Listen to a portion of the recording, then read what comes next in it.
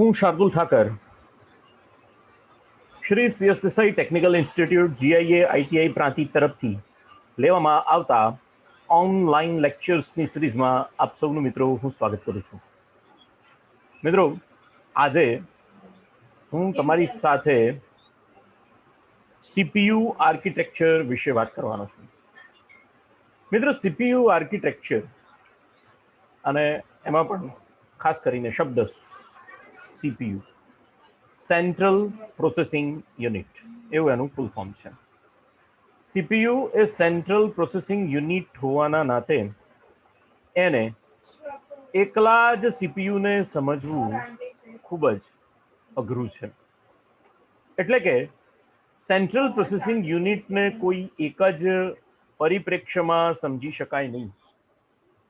Central processing unit મિત્રો એક સમગ્રતયા આખા એક યુનિટ તરીકે એને તમારે સમજવું પડશે, અન્યથા તમે એને સમજી નહીં શકો.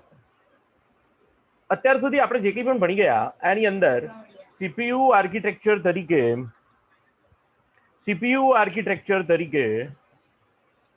એક જો સીપીયુ નો બ્લોક ડાયાગ્રામ જોવામાં આવે તો કોઈ પણ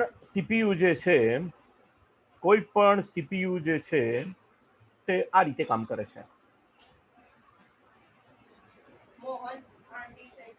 કલેક્ટ ડેટા એટલે કે ઇનપુટ યુનિટ.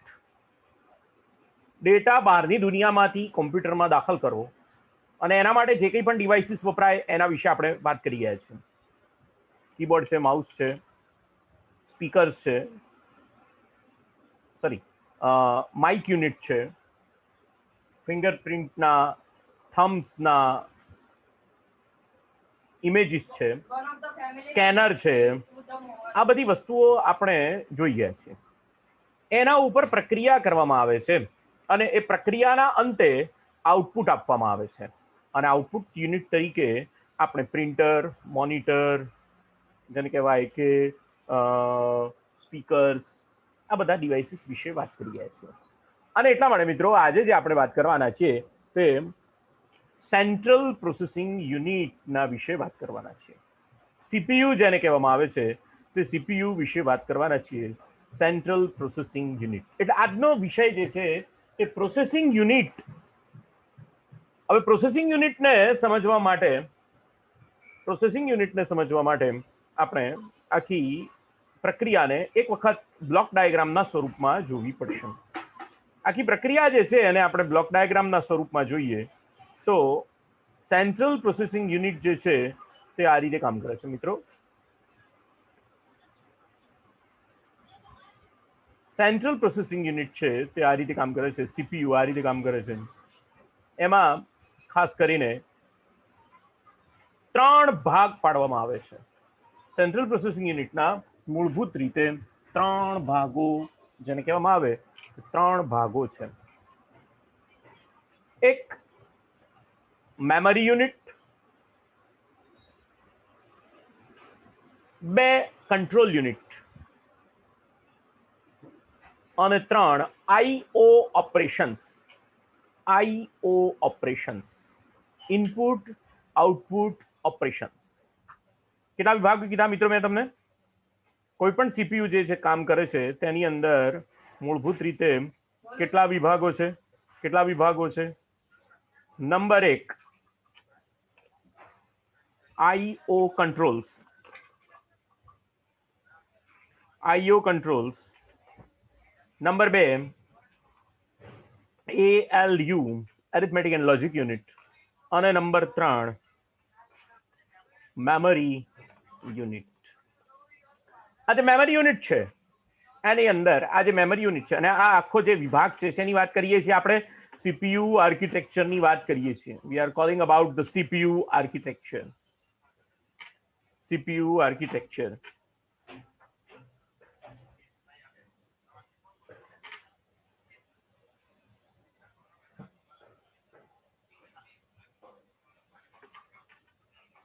શેના વિશે વાત કરીએ છીએ આપણે મિત્રો? સીપીયુ આર્કિટેક્ચર વિશે વાત કરીએ છીએ.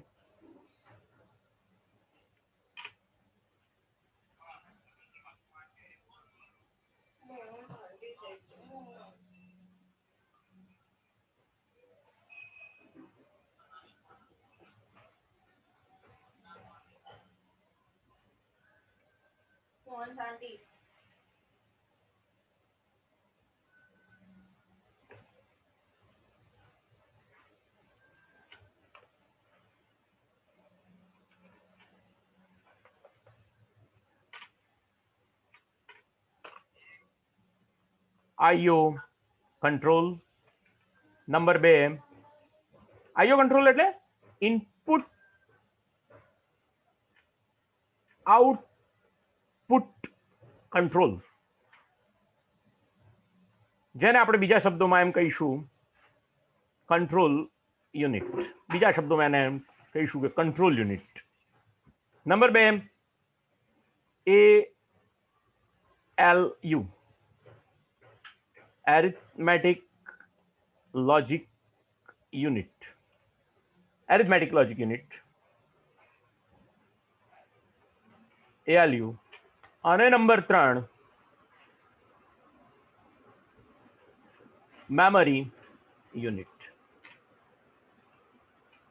હવે બરાબર સમજો, આ બધું જ ઓપરેશન મિત્રો હાર્ડવેરની રીતે જો જોઈએ, આ બધું જ ઓપરેશન જો હાર્ડવેરની રીતે જોઈએ તો મિત્રો આ રીતે થાય છે. અહીંયા સૌથી પહેલા તમારી પાસે એક મધરબોર્ડ છે. તમારી પાસે શું છે? એક મધરબોર્ડ છે. આને મધરબોર્ડ કહેવામાં આવે છે. અને જો બીજી રીતે હું તમને બતાવવા માટેનો પ્રયત્ન કરું એટ અનધર વે,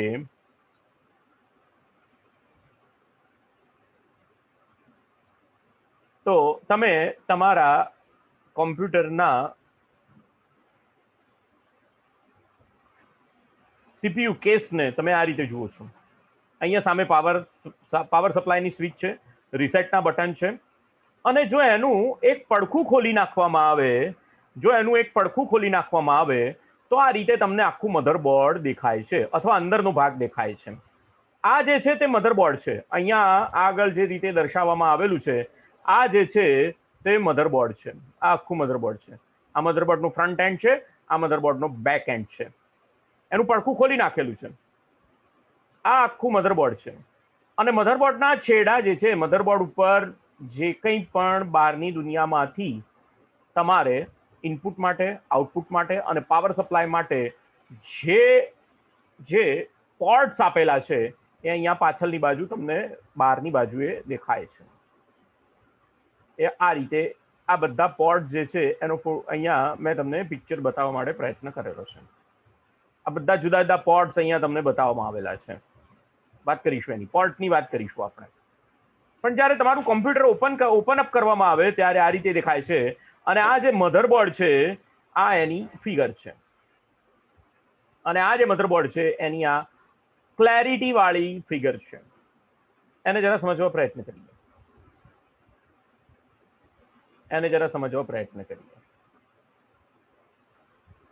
અહીંયા જે મધરબોર્ડ છે એમાં આ બધા પોર્ટ્સ છે. જુઓ, તમે જુઓ અહીંયા આગળ શું નામ લખેલું છે? Serial and parallel port, USB port, PS2 connector port, fan connector. આ બધા પોર્ટ્સ છે. એટલે કે બહારની દુનિયામાંથી કોઈ પણ કેબલ જોડવો હશે તો એ આ પોર્ટ ઉપર જોડાશે, આ પોર્ટ સાથે જોડાશે.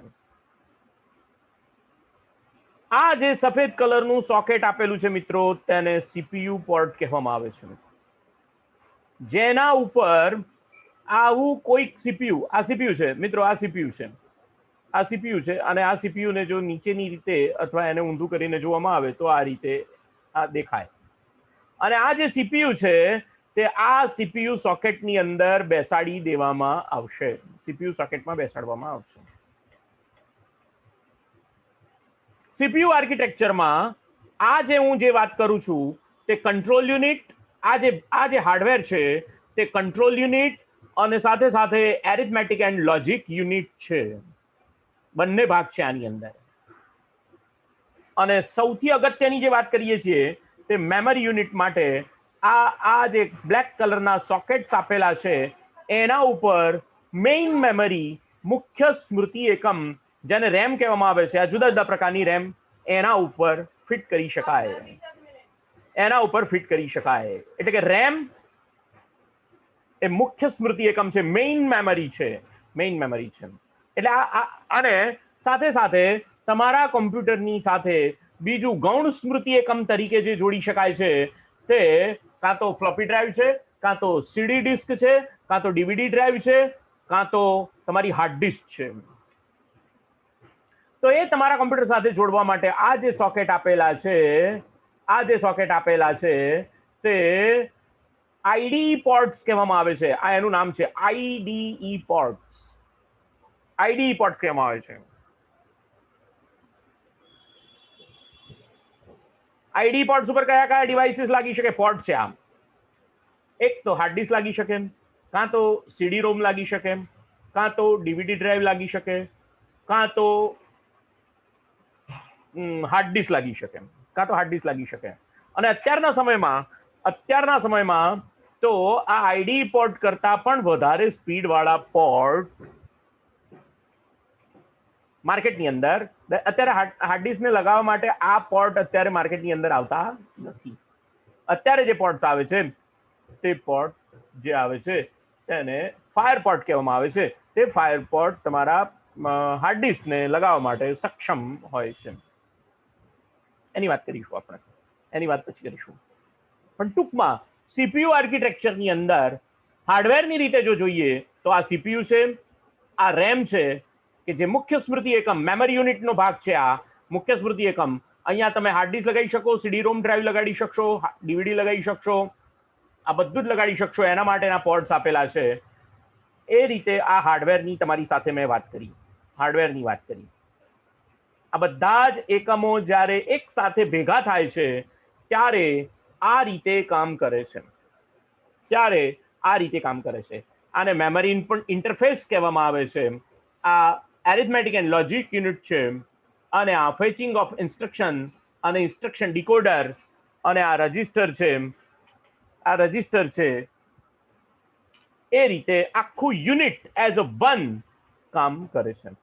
આપણે આખી વસ્તુને અલગ અલગ સમજવા માટે પ્રયત્ન કરીશું. અને મિત્રો, એટલા માટે હું આજે તમારી સામે એક એક્ઝામ્પલ મૂકું છું. આ જે એક્ઝામ્પલ છે મિત્રો, એને આ રીતે હું તમારી સાથે મૂકીશ કે દાખલા તરીકે તમને કોઈ એક સ્કૂલ આપી દેવામાં આવેલી છે. શું આપવામાં આવ્યું છે? કોઈ એક સ્કૂલ છે, એની અંદર ધોરણ 1 થી 10 સુધીના ક્લાસીસ આવેલા છે. દરેક ક્લાસ માટે 4 ભાગ છે, A division, B division, C division અને ડી ડિવિઝન. એટલે અહીંયા એ, બી, સી અને ડી એમ 4 ડિવિઝન આપેલા છે, 4 ડિવિઝન્સ છે. અને 4 ડિવિઝનની અંદર પર ડિવિઝન 60 સ્ટુડન્ટ્સ પર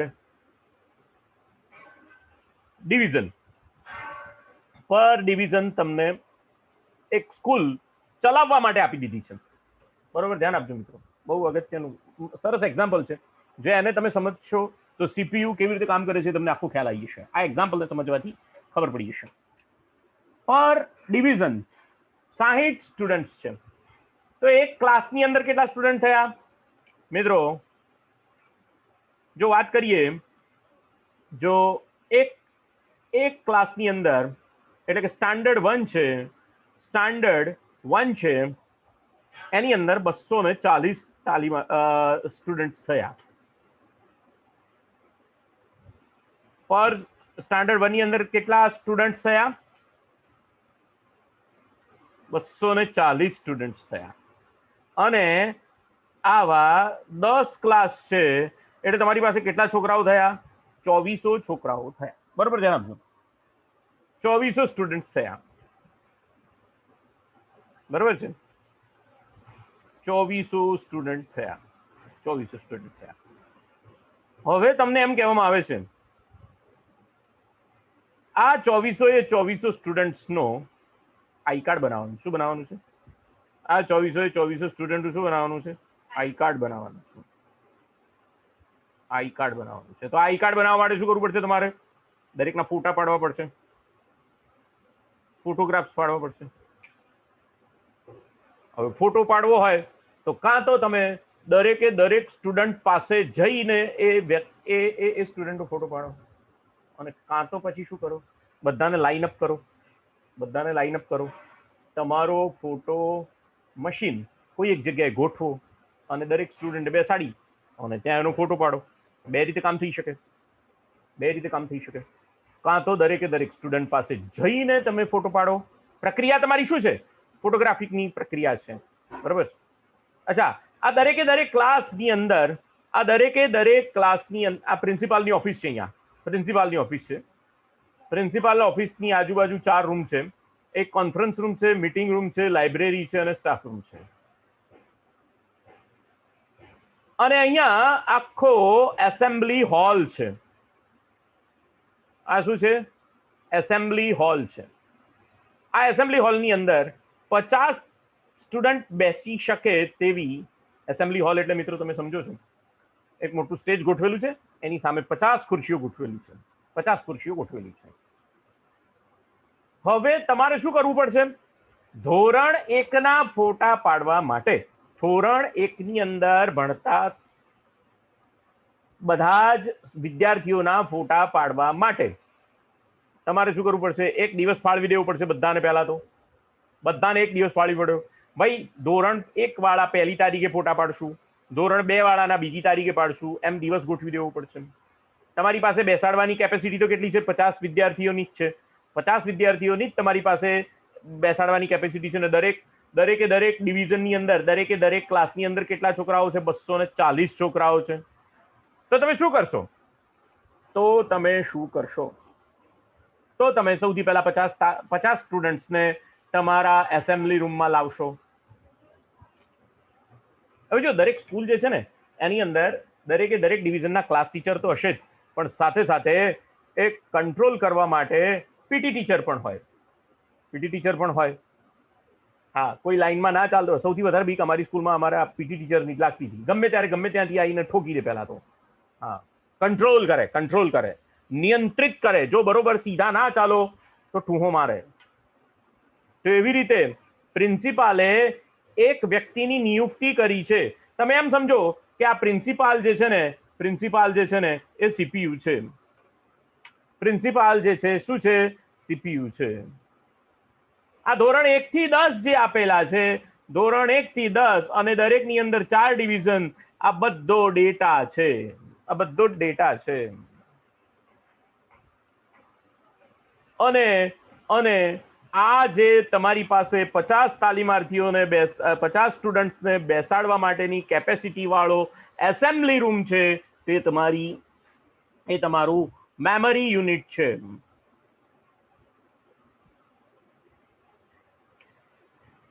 આ બધો ડેટા અત્યારે ક્યાં આગળ છે? આ બધો ડેટા પોતપોતાના ક્લાસરૂમની અંદર છે. બધો ડેટા ક્યાં પડેલો છે? ક્લાસરૂમમાં પડેલો છે. એટલા માટે ક્લાસરૂમ જે છે તે તમારું હાર્ડ ડિસ્ક ડ્રાઈવ છે, એટલે કે સેકન્ડરી મેમરી છે.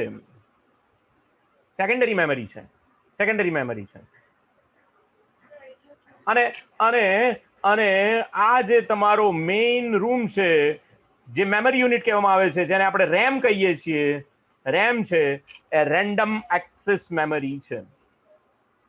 તમારો એસેમ્બલી રૂમ શું છે? 50 તાલીમાર્થીઓને બેસાડી શકાય એવો એસેમ્બલી રૂમ કેવો છે? તો એ શું છે? એને શું કહીશું આપણે? એને રેમ કહીશું. રેન્ડમ એક્સેસ મેમરી છે. તો શું કરીશું? પહેલા ધોરણમાંથી 50 એટલે કે હાર્ડ ડિસ્કમાંથી 50 નંગ ડેટાને ઉપાડીશું. 50 વિદ્યાર્થીઓને ઉપાડીશું. ક્યાં મૂકીશું? એસેમ્બલી રૂમમાં લાવીશું. લાઈન બાય લાઈન 50 રૂમમાં 50 વિદ્યાર્થીઓને આની અંદર લાવીશું. એટલે આની અંદર પહેલા રૂમમાં પહેલો જે ડિવિઝન છે એની અંદર કેટલા વિદ્યાર્થીઓ બચ્યા હશે? 10 વિદ્યાર્થીઓ બચ્યા હશે. ઓકે, આ 50 નો ફોટો એક પછી એક ફોટો પાડી દઈશું. ચાલો, આનો ફોટો પડી ગયો, આનો ફોટો પડી ગયો, આનો ફોટો પડી ગયો, આનો ફોટો પડી ગયો. ફરી પાછા આપણે શું કરીશું? એટલે ફરી પાછા આ જે 50 વિદ્યાર્થીઓનો ફોટા પડી ગયા એને ફરી પાછા ક્યાં બેસાડી દઈશું? એમની જગ્યાએ પાછા બેસાડી દઈશું. હવે પછી શું કરીશું? બીજા 10 વિદ્યાર્થીઓ જે બાકી રહ્યા હતા એમને ફરી પાછા અહીંયા લાવીશું. એમને ફરી પાછા અહીંયા 50 ની સીટ 10 બેહાડીશું. અને બી ડિવિઝનમાંથી હવે તમારી પાસે કેટલી કેપેસિટી છે? 40 જણની જ કેપેસિટી છે. એટલે તમે બી ડિવિઝનમાં ભલે ને 60 વિદ્યાર્થીઓ છે, ભલે ને 60 વિદ્યાર્થીઓ છે, પણ એની અંદરથી હવે તમારી પાસે કેટલા ઉપાડવા પડશે? તમારી કેપેસિટી 50 જણની જ છે, 10 બેઠેલા છે, 40 જ ઉપાડવા પડે. 40 જ ડેટા ઉપાડ્યો એટલે 40 નો ડેટા ફરી ઉપાડ્યો અને ફરી પાછો ક્યાં લઈ આવ્યા તમે? ફરી પાછો તમે એસેમ્બલી રૂમમાં લઈ આવ્યા.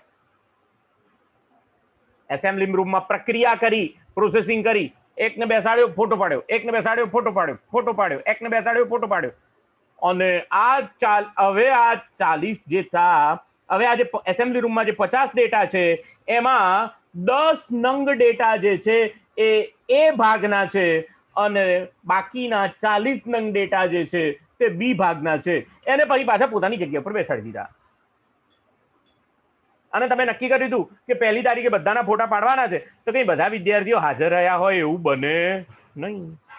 અમુક ડેટા ના પણ હોય. હા, અમુક ડેટા ના પણ હોય.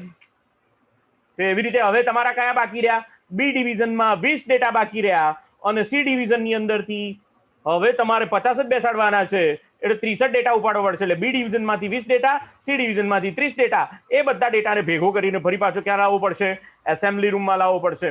અને એસેમ્બલી રૂમ એ શું છે? તમારી રેમ છે, રેન્ડમ એક્સેસ મેમરી છે, મેઇન મેમરી છે.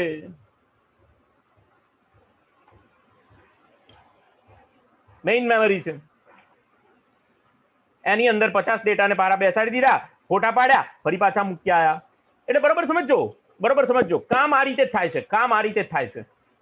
ડેટા કોઈ જુદે ઠેકાણે પડેલો છે. ડેટાને પ્રક્રિયા કરવા માટે તમારે કોઈ જગ્યાએથી લાવવો પડશે અને એ લાવીને ક્યાં મૂકવો પડશે? રેમમાં મૂકવો પડશે. જો તમારી પાસે આ 50 ડેટાને બેસાડવા જેટલી અથવા તો એસેમ્બલી રૂમની જગ્યા 50 જણને બેસાડવાની છે, એની જગ્યાએ જો તમારી પાસે કેપેસિટી વધારે હોત અને તમે એક સાથે 200 ડેટાને બેસાડી શકત તો ડેટાને લાવવા લઈ જવાનો ટાઈમ તમારો બચી જાત અને એક સાથે તમે વધારે ડેટા ઉપર પ્રોસેસિંગ કરી શકત. એટલે મૂળભૂત નિયમ એમ જ છે. બરોબર સમજો મિત્રો, મૂળભૂત નિયમ એમ જ છે કે ડેટાને હંમેશા પ્રોસેસ કરવા માટે રેમની અંદર લાવવો પડે છે. અને રેમની અંદર લાવવા માટે અને લઈ જવા માટે, હા, કેવી રીતે? બધાને લાઈનસર ચલાવવા માટે કંટ્રોલ યુનિટ છે. ભાઈ તારે આ જગ્યાએ જ બેસવાનું, તારે આ જગ્યાએ બેસવાનું. કંટ્રોલ યુનિટ એડ્રેસ આપીને મોકલે છે બધાને. બધાએ પોતપોતાની ખુરશીમાં બેસવાનું રોલ નંબર પ્રમાણે. તો તરત જ ડેટા પોતપોતાની જગ્યાએ પોતાના એસેમ્બલી રૂમમાં ગોઠવાઈ જશે. એસેમ્બલી રૂમમાં પોતપોતાના રોલ નંબર ઉપર ગોઠવાઈ જશે બધો ડેટા એક સાથે. ફરી પાછો એ ડેટાનું કામ પૂરું થઈ જાય એટલે ફરી પાછો એ ડેટાને કોઈ એક પાઇપલાઇનમાંથી કોઈ એક લાઈનબદ્ધ રીતે ફરી પાછો પોતાના ક્લાસમાં બેસાડી દેવો પડે. તો ડેટાને પ્રક્રિયા માટે હંમેશા રેમમાં લાવવો પડે છે. જો રેમમાં ડેટા લાવવામાં ન આવે તો પ્રક્રિયા થઈ શકે નહીં. એટલા માટે રેમ જે છે એને મુખ્ય સ્મૃતિ એકમ, મેઇન મેમરી યુનિટ કહેવામાં આવે છે. મેઇન મેમરી યુનિટ કહેવામાં આવે છે. પહેલો દિવસ પતી ગયો તો ભાઈ બીજા દિવસ માટે બીજા દિવસ માટે જે છે ને એ એના કોન્ફરન્સ રૂમની અંદર અથવા એના સ્ટાફ રૂમમાં બેઠેલા ટીચર્સ યાદ રાખશે કેટલા વિદ્યાર્થીઓના ફોટા પડી ગયા હતા અને કેટલા વિદ્યાર્થીઓના ફોટા બાકી છે. એ વચગાળાના પરિણામો છે. આખી સ્કૂલનું બધા જ વિદ્યાર્થીઓનો ફોટા પડી ગયા નથી. બધાના ફોટા જુદા જુદા દિવસે પડવાના છે. અને એટલા માટે એ સ્ટાફ રૂમમાં બેઠેલા કર્મચારીઓ યાદ રાખશે, ટીચર્સ યાદ રાખશે કોના ફોટા પડી ગયા હતા અને કોના ફોટા નતા પડ્યા. એ ટીચર્સ યાદ રાખશે. અને આ જે ટીચર્સ છે કે જે હંગામી પરિણામોને યાદ રાખે છે એ બધા રજિસ્ટર્સ છે. સ્ટાફ રૂમમાં બેઠેલા ટીચર્સ જે છે, what are they are the registers. કોના ફોટા પડી ગયા ને કોના બાકી રહ્યા, કેટલા ગેરહાજર હતા ને કેટલાના પાડવાના બાકી છે. રજિસ્ટર રાખે એ રજિસ્ટર્સ છે. જુદા જુદા પ્રકારના રજિસ્ટર્સ છે. હંગામી પરિણામોને સ્ટોર કરવા માટેના રજિસ્ટર્સ છે.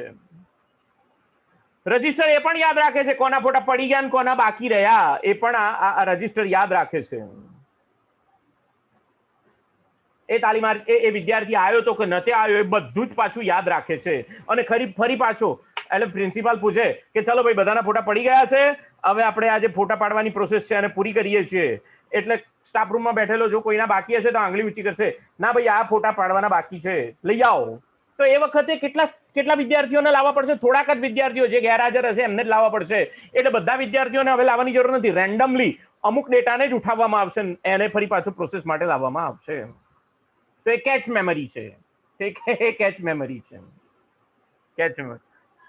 જ્યારે તમારી કેપેસિટી રેન્ડમ એક્સેસ મેમરીની કેપેસિટી ઓછી હોય અને એમાં પ્રોસેસ કરવા માટેના ડેટા વધારે હોય ત્યારે પ્રોસેસ માટે અમુક વધારાની મેમરી જે તમારી પાસે આવે એને કેચ મેમરી આપણે કહીશું. એને કેચ મેમરી કહીશું. એને સમજીએ. હવે આખી પ્રોસેસ જે છે એને આ આખી વાતને જરા ડિટેલથી સમજવાનો પ્રયત્ન કરીશું. એટલે મિત્રો સીપીયુ આર્કિટેક્ચર જે છે તે સીપીયુ આર્કિટેક્ચરને એકલા સીપીયુ આર્કિટેક્ચર તરીકે સમજી શકાશે નહીં. કલેક્ટિવલી સીપીયુ આર્કિટેક્ચરને તમારે સમજવું પડશે. એટલે હવે આ એક્ઝામ્પલ સાથે આ એક્ઝામ્પલ આખું યાદ રાખજો અને દરેક વખતે આપણે આ જ એક્ઝામ્પલને લઈને સીપીયુ આર્કિટેક્ચરના દરેક નિયમને સમજવા માટે પ્રયત્ન કરીશું. તો ડેટા જે છે, ડેટાને પ્રક્રિયા માટે એસેમ્બલી રૂમ સુધી લાવવો. બરોબર સમજો ડેટાને, આખી પ્રક્રિયાને. હવે હું તમને જે છે ને આ ફિગરને બરોબર સમજવા માટેનો પ્રયત્ન કરવાનું કહીશ તમને. આ ફિગરને જરા તમારે બરાબર સમજવી પડશે. You have to understand this figure. બરાબર સમજો. ડેટાને એટલે કે વિદ્યાર્થીઓને રેમ સુધી એટલે કે એસેમ્બલી રૂમ સુધી લાવવાની ક્રિયા અને જેના ફોટા પડી ગયા છે એ બધા વિદ્યાર્થીઓને ફરી પાછા પોતાના લોકેશન ઉપર બેસાડી દેવાની ક્રિયાને ફેચિંગ ઓફ ડેટા કહેવામાં આવે છે, જેને ફેચ એક્ઝિક્યુશન સાયકલ કહેવામાં આવે છે. ડેટા ક્યાંથી જાય છે? જે તે રૂમમાંથી એટલે કે હાર્ડ ડિસ્ક ઉપરથી ડેટાને ધીમે પ્રક્રિયા માટે ગૌણ સ્મૃતિ એકમ સેકન્ડરી મેમરી ઉપરથી ડેટાને પ્રક્રિયા માટે ધીમે મેઇન મેમરી સુધી લાવવાની જે ક્રિયા છે એ લાવવાની જ ક્રિયા, ફક્ત લાવવાની ક્રિયા.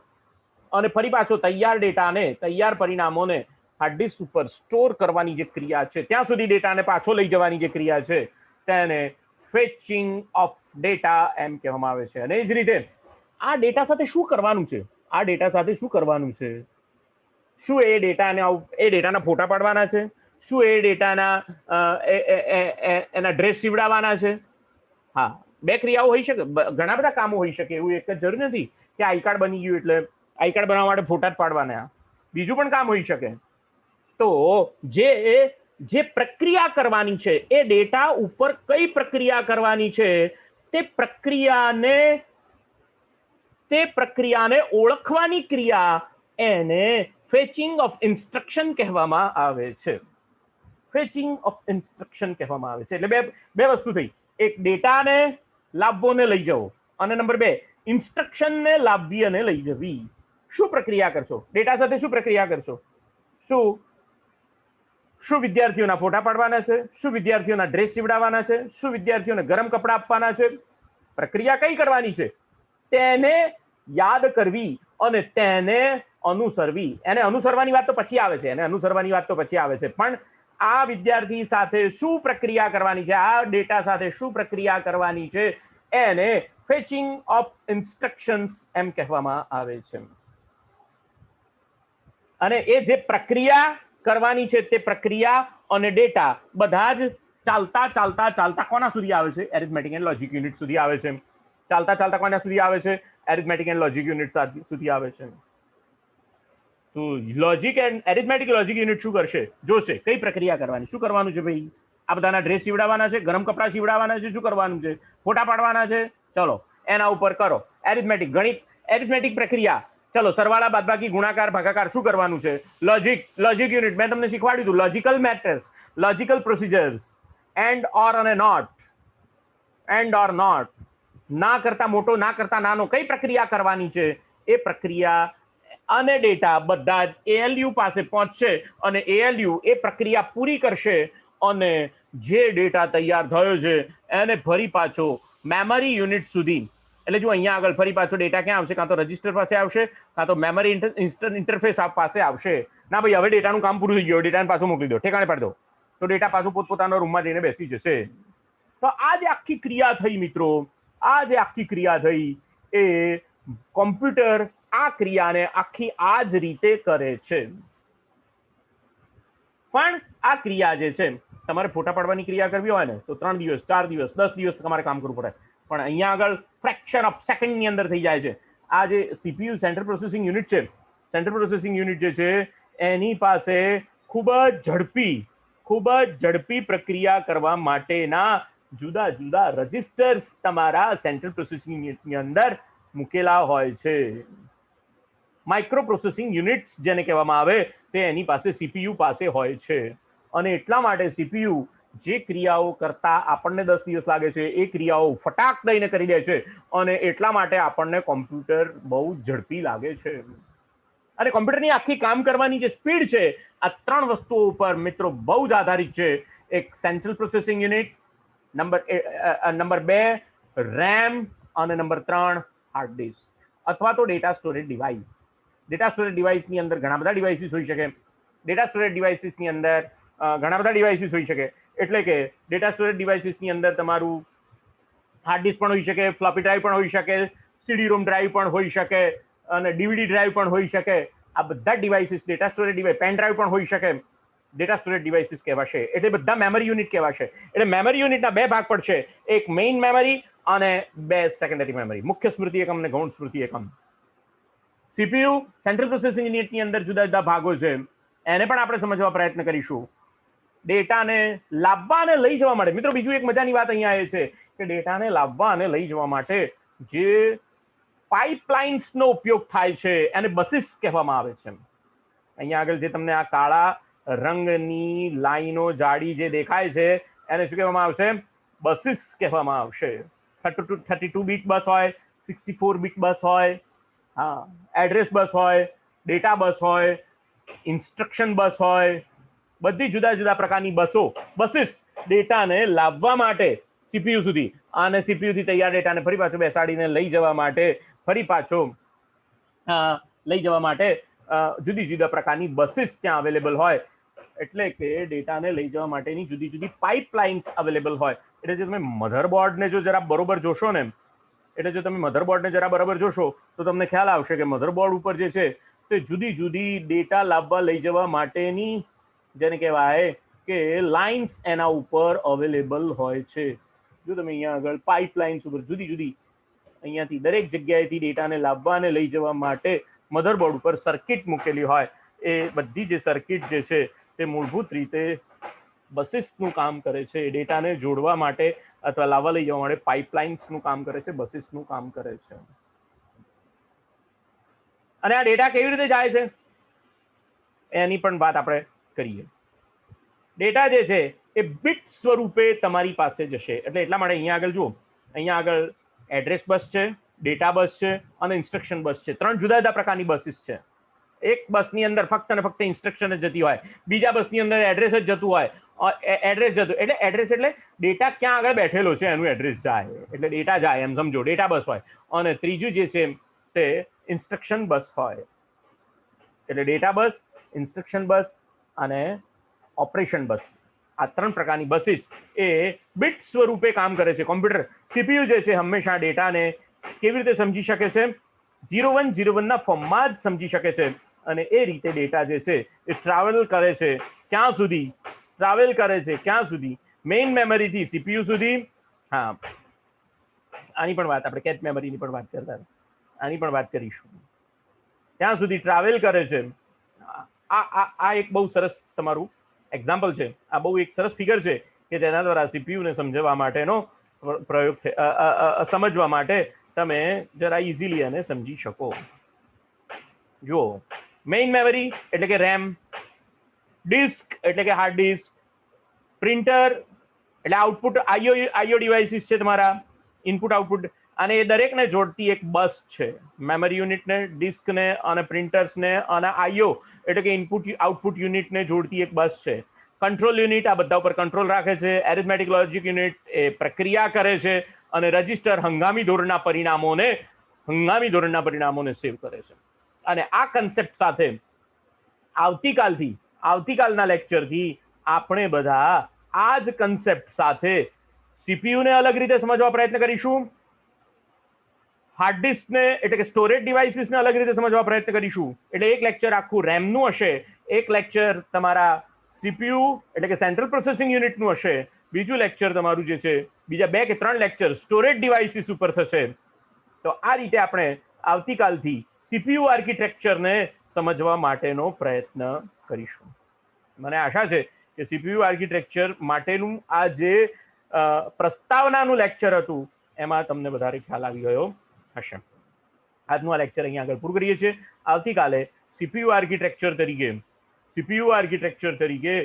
સીપીયુને અલગ રીતે સમજવા પ્રયત્ન કરીશું, સ્ટોરેજ ડિવાઇસીસને એટલે કે મેમરી યુનિટને અલગ રીતે સમજવા પ્રયત્ન કરીશું, અને એરિથમેટિક એન્ડ લોજિક યુનિટને, કંટ્રોલ યુનિટને અલગ રીતે સમજવા માટેનો પ્રયત્ન કરીશું.